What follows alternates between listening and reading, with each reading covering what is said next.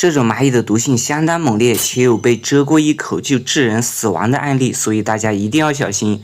但是你想防它的话，还不一定防得住，因为你不压到它或者是捏到它的话，它压根不会蛰你，且它也只能蛰动我们较薄的皮肤，像手掌这一面的皮肤比较厚，它是蛰不穿的。这就是在我们南方地区比较常见的一种虻蚁，齿唇齿虻蚁或者是横纹齿虻蚁当中的一种。因为它们两个长得都比较像，而且毒性也相当，可以一概而论。虻蚁是一种智商较高的蚂蚁因为它们经常单独外出捕食，所以拥有较高的狩猎技巧。但它们行事谨慎且胆小，所以它们只能捕食一些体型和它们相当的昆虫。像这种两只一起协同对付一只蜉蝣的都比较少见，而且它们的协同作战配合能力是非常差的。如果是两只一起对付一只昆虫的话，可以先由一只把这只昆虫固定住，然后另外一只上去咬。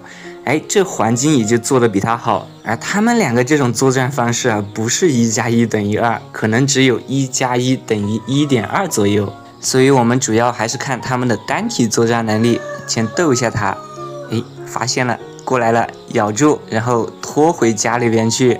如果两只的话，它要在外边纠结半天还拖不回去。那只还把它拖出来了，这是要干嘛？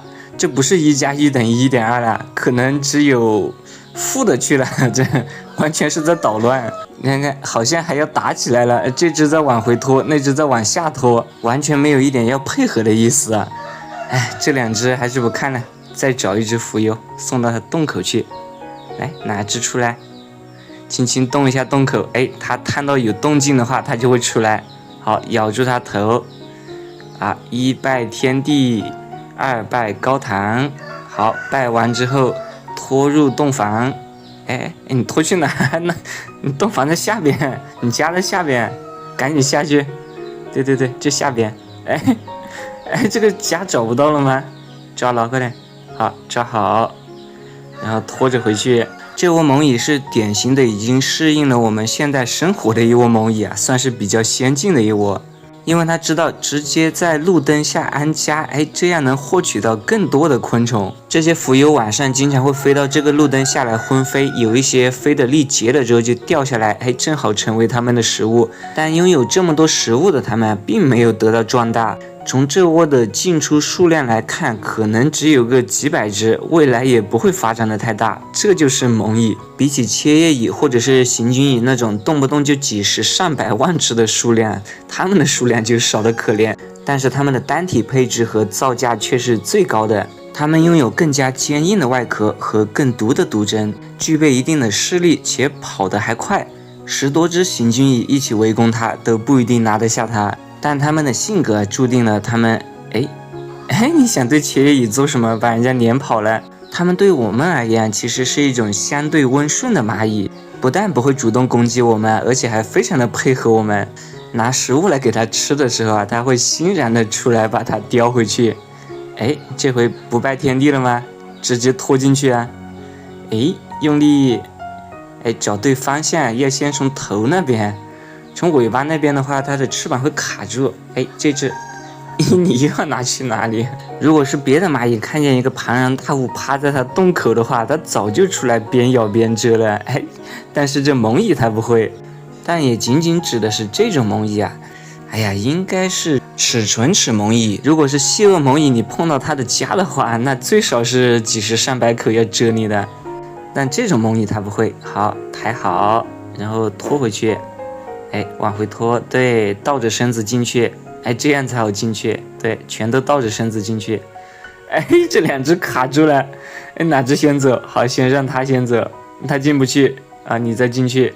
这两只开始要打起来了，又要1+1等于负几去了一不留神又拖回去一只。所以别看它的毒针毒，但是还具备一定的可玩性，可以和我们互动。所以记住重点，只要我们不压到它或者是捏到它，它都不会蛰我们。很多人被蛰的原因可能就是裤子贴着你的皮肤的时候，它感觉到这个裤子压到它了，它就蛰。或者是我们皮肤跟皮肤的关节处就比如关节处的2处皮肤相互并拢的时候压到它，也可能导致它蛰我们。再逗一下这只，我按住，你抬不走，要不要回去叫帮手？使劲，哎，就是拖不走，拖不走怎么办？我们来看看它的表现如何，还要使劲拖。好了，实在拖不走了，四处打量一下，然后回去找帮手。好，外边出来的这只也在打量。好，它也拖不走。好，又出来一只，这只是不是刚才那只？应该不是。好，它要使劲拖。好，这只就让它拖回去，让之前的那一只啊做一只言而无信的蚂蚁，再搞一只大一点的给它试试，看它如何应对。哦，挑起了它的欲望，使劲夹住，往里边拖，送入洞房，送，嘿嘿，卡住了，进不去。好，再出来，是不是要换一个姿势？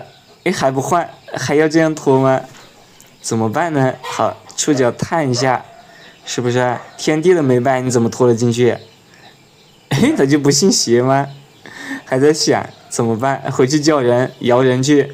其实看蚂蚁捕食猎物的时候还是蛮好玩的。好，准备朝屁股这里拖，但是这只你看又开始捣乱了，它在往外边拖，一直往里边，一直往外边。